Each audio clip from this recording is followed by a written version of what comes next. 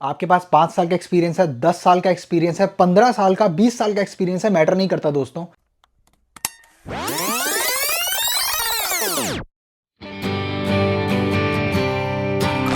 How did you hear about this job? Now, why is it you want this job? What kind of work environment do you prefer? और इसी तरह के दोस्तों 5-10 question और होते होंगे उनके पास। आई एम श्योर आपने सुने होंगे, वही रिपीटेड क्वेश्चंस हैं, ठीक है। और ये बहुत ही अनोइंग है। 5 मिनट में दोस्तों 5 ऐसे रीज़न बताऊंगा आपको कि जिससे आपको पता लग जाएगा कि दुबई में जॉब ढूंढना वाकई में बहुत मुश्किल क्यों है आज की डेट में।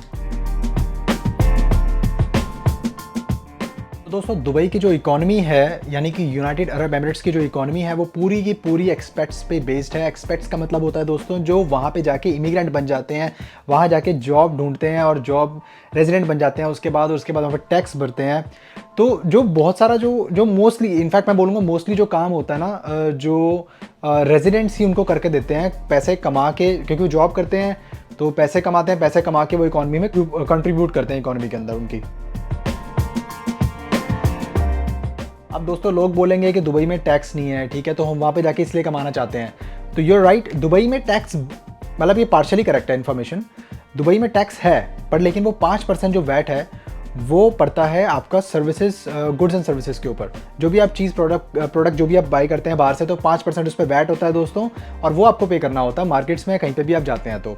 अब इसके अलावा मैं आपको बताता हूँ कि बहुत सारे लोग ये सोचते हैं कि चलो वहाँ जाके पैसे कमाएंगे, चलो वैट मतलब ठीक है, मतलब फिर भी हमारी कंट्री से तो कम ही टैक्स है, वो सब माइंड में चीज़ें लेके। पर मैं आपको रियलिटी बताता हूँ दोस्तों, जब वहाँ पे इंसान जाता है और वहाँ जाके वहाँ की जो है शान महफिल में, मतलब कहा जाता है ना हिंदी में, शान महफिल के अंदर मतलब जाके बहुत ज़्यादा घुल मिल जाता है, तो फिर वो ना ये चीज़ सब भूल के, ठीक है, वो कुछ ज़्यादा ही खर्चा, सरप्लस मतलब बहुत ज़्यादा खर्चा कर बैठता है। तो वो वहाँ की रंग ढंग के हिसाब से मतलब खर्चा करना शुरू कर देता है, जिसकी वजह से उसके पास पैसे या तो बचते नहीं, या तो बहुत कम सेविंग होती है। डॉक्टर्स, इंजीनियर्स, आर्किटेक्ट्स जो भी दुबई में आना चाहते हैं जॉब करने के लिए, ये सोचते हैं कि यहाँ पे आके उनको बहुत ही हाई पेइंग जॉब मिल जाएगी। तो मैं आपको ये चीज़ बता दूं दोस्तों कि high paying job takes time, वहाँ पे बहुत ज़्यादा टाइम लग जाता है जॉब लेने के लिए। कई लोग तो 5-6 महीने, 6 महीने से भी ज़्यादा इनफैक्ट मतलब वहाँ पे रुक के अपना टाइम, समय सारा बर्बाद करके, पैसा बर्बाद करके जा चुके हैं।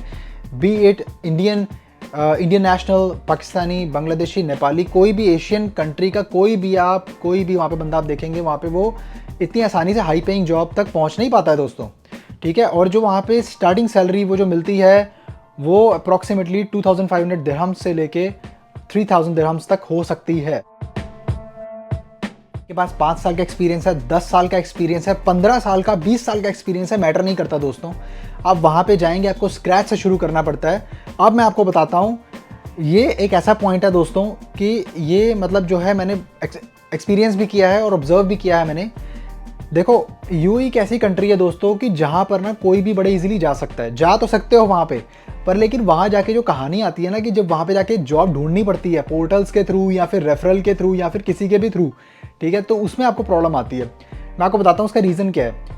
जितनी जॉब्स हैं दोस्तों मार्केट के अंदर, वैकेंसीज निकली हुई हैं, कंपनीज़ की जितनी औकात है हायर करने की, जितने उनका मतलब एक कहते हैं ना उसको, पूरा एक एरिया है, मतलब बैंडविड्थ है पूरा एक इनका, मतलब उसके अंदर उनको हायर करना है। जो बंदा मतलब दुबई में रह रहा है, दुबई में बंदे को हायर करना ताकि उसे रीलोकेशन के अंदर प्रॉब्लम ना हो, तो उस हिसाब से जॉब नहीं मिलती, या तो फिर वो शॉर्टेज है क्योंकि बहुत सारे लोग ऑलरेडी आके जो है यूएई में बस जाते हैं, ठीक है, और वो ये सोचते हैं उनको अच्छी जॉब मिल जाएगी। तो हर कोई बंदा अपने लिए करता है, ऑफ कोर्स मैं भी करूँगा, आप भी करेंगे, कोई भी करेगा।